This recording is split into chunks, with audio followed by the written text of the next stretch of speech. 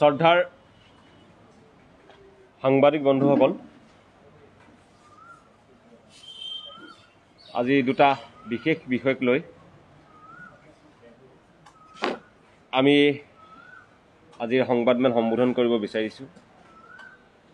প্ৰথমটো বিষয় হ'ল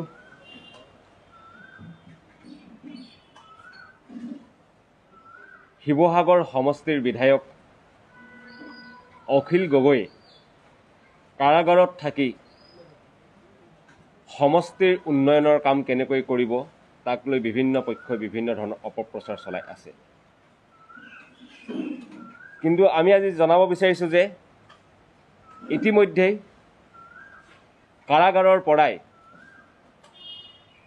শিৱসাগৰ সমষ্টিৰ বিধায়ক তথা ৰাইজৰ দলৰ কাৰাৰুদ্ধ সভাপতি অখিল গগৈয়ে শিৱসাগৰ সমষ্টিৰ উন্নয়নৰ কৰ্মযজ্ঞ আৰম্ভ কৰিছে।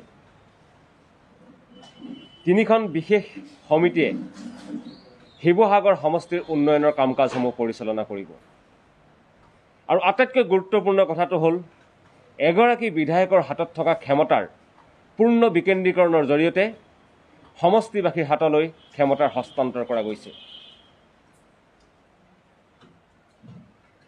আৰু আজি আমি স্পষ্ট কৰি দিব বিচাৰিছোঁ যে ৰাইজৰ দলৰ সভাপতি তথা শিৱসাগৰ সমষ্টিৰ বিধায়ক অখিল গগৈ যেনেকৈ বিধায়কৰ হাতত থকা ক্ষমতাৰ পূৰ্ণ বিকেন্দ্ৰীকৰণৰ জৰিয়তে সমষ্টিবাসীৰ হাতলৈ ক্ষমতা হস্তান্তৰ কৰিছে, তেনেদৰেই ৰাইজৰ দলৰ ভৱিষ্যতৰ সকলো নিৰ্বাচিত জনপ্ৰতিনিধিয়ে ৰাইজৰ হাতলৈ ক্ষমতা হস্তান্তৰ কৰিব লাগিব বা কৰিব। শিৱসাগৰ সমষ্টিৰ বিধায়ক হিচাপে অখিল গগৈয়ে সমষ্টিবাসীক লগত লৈ সম্পূৰ্ণ গণতান্ত্ৰিক আৰু ব্যৱস্থাই সমষ্টি উন্নয়নৰ পদক্ষেপ হাতত লৈছে।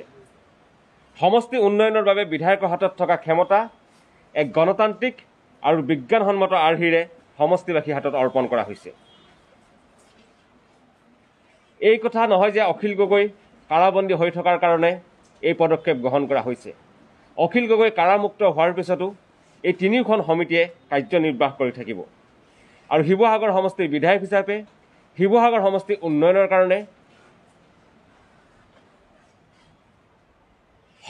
শিৱসাগৰ সমষ্টি পৰিচালনা সমিতি, সমষ্টিৰ সমস্যা চিনাক্তকৰণ সমিতি আৰু পৰ্যটন উন্নয়ন উপদেষ্টা সমিতি, এই তিনিখন সমিতি গঠন কৰা হৈছে।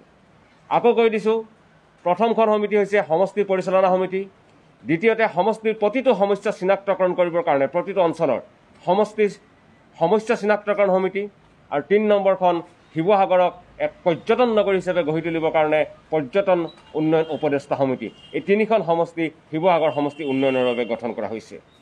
আৰু এক কথাত ক'বলৈ গ'লে বিধায়কৰ হাতত থকা সমষ্টি উন্নয়নৰ সকলো ক্ষমতা ৱাৰ্ড পৰ্যন্ত বিকেন্দ্ৰীকৰণ কৰা হৈছে। আৰু তিনিখন সমষ্টিৰ পৰিচালনাৰ সুনিৰ্দিষ্ট পৰিচালনা নীতি নিৰ্ধাৰণ কৰি দিয়া হৈছে। সেই অনুসৰি সমষ্টি পৰিচালনা সমিতিয়ে বিধায়কগৰাকীক সমষ্টি উন্নয়নৰ সকলো দিশত সহায় সহযোগ, দিহা পৰামৰ্শ আৰু দিশ নিৰ্ণয় কৰিব। ১ জুন ২০২১ তাৰিখৰ পৰা অৰ্থাৎ আজিৰ পৰা কাৰ্যকৰী হোৱাকৈ এই সমিতি কাৰ্যনিৰ্বাহ কৰিব। এই সমিতিৰ কাৰ্যকাল এবছৰীয়া হ'ব। পৰৱৰ্তী সময়ত এই সমিতি আকৌ পুনৰ গঠন কৰা হ'ব। এই সমিতিয়ে সমষ্টিবাসীৰ সকলো সমস্যাৰ বুজ ল'ব, সমাধানৰ পদক্ষেপ গ্ৰহণ কৰিব। আৰু গুৰুত্বপূৰ্ণ কথাটো হৈছে যে এই সমষ্টি পৰিচালনা সমিতিৰ কোনো সদস্যৰ বিৰুদ্ধে যদি কোনো দুৰ্নীতিৰ অভিযোগ পোৱা যায় বা দুৰ্নীতিৰ অভিযোগৰ প্ৰমাণ পোৱা যায়, তেনেহ'লে তৎকালে তেখেতৰ দায়িত্বৰ পৰা অব্যাহতি দিয়া হ'ব। সমষ্টি পৰিচালনা সমিতিখনে বিধায়কগৰাকীৰ প্ৰতিদিনৰ কাম কাজ তদাৰক কৰিব আৰু সমিতিৰ সকলো সদস্যৰ লগত আলোচনা মৰ্মে কিবা কথাত শেষ সিদ্ধান্ত ল'ব লগা থাকিলে বিধায়কগৰাকীয়ে ল'ব। আৰু সমষ্টি পৰিচালনা সমিতিৰ অধ্যক্ষ হ'ল মুনিন্দ লাহন, উপাধ্যক্ষ নবাব জহিদুল হক, সম্পাদক প্ৰাঞ্জল প্ৰতিম খনিকৰ, সমন্বয়ক অনুজ গগৈ। এই সমিতিত শিৱসাগৰ সমষ্টিৰ প্ৰতিখন পঞ্চায়ত আৰু পৌৰসভাৰ পৰা প্ৰতিনিধি লোৱা হৈছে।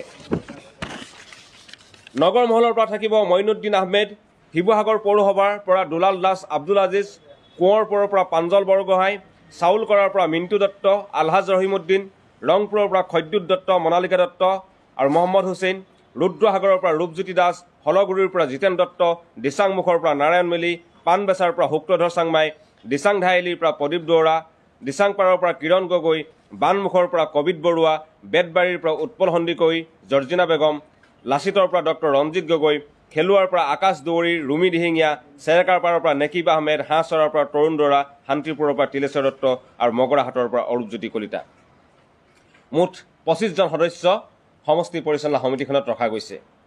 অন্য এটা সমষ্টিৰ সমস্যাসমূহ চিনাক্তকৰণ কৰিবৰ কাৰণে এখন অন্য সমিতি থাকিব আৰু এই সমিতিত থকা সদস্যসকলে নিজা সংশ্লিষ্ট স্থানীয় এলেকাসমূহ পৰিদৰ্শন কৰিব, তাৰ স্থানীয় ৰাইজৰ লগত আলোচনা কৰি সমস্যাসমূহ চিনাক্তকৰণ কৰিব। এই সমস্যাসমূহৰ ভিতৰত স্বাস্থ্যজনিত সমস্যা, বানৰ সমস্যা, গৰাখহনীয়াৰ সমস্যা, ৰাস্তা পদূলিৰ সমস্যা, শিক্ষাৰ সমস্যা, উন্নয়নৰ সকলো সমস্যা এই সমিতিখনে নিৰ্ধাৰণ কৰিব আৰু সমষ্টি সমিতিখনে নিৰ্ধাৰণ কৰি এই সমষ্টি সমস্যাবোৰ বিধায়কক অৱগত কৰিব আৰু বিধায়কে প্ৰতিটো সমস্যা তৎকালীনভাৱে সমাধানৰ কাৰণে দ্ৰুত পদক্ষেপ গ্ৰহণ কৰিব। এই সমিতিৰ বিষয়ববীয়াসকল অধ্যক্ষ মাখন চন্দ্ৰ গগৈ, উপাধ্যক্ষ অনুপ বৰপাত্ৰ গোহাঁই, সম্পাদক মজিদ আলী, সমন্বয়ক পল্লৱ গগৈ, মুনমি দত্ত, বদৰুদ্দিন আহমেদ,